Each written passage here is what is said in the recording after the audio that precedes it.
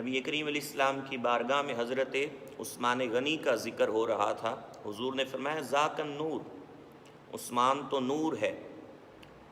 عرض کی گئی من نور یا رسول اللہ، اے اللہ کے رسول نور کیا ہے؟ آپ نے فرمایا کہ الشمس فی السماء والجنان، فرمایا کہ یہ آسمان اور جنتوں کا آفتاب ہے۔ اور جب میں نے اپنی بیٹی کا نکاح اس سے کیا تو اللہ تبارک و تعالیٰ نے عالم ملائکہ میں اس کا نام ذوالنور، نور والا رکھا، اور جنتوں میں عثمان کا نام ذوالنورین رکھا، یعنی دو نوروں والا۔ تو حضرت عثمان غنی رضی اللہ تعالیٰ عنہ کی نکاح میں نبی کریم علیہ السلام کی دو صاحبزادیاں تھیں، جس کی وجہ سے آپ کو ذوالنورین کہا جاتا ہے۔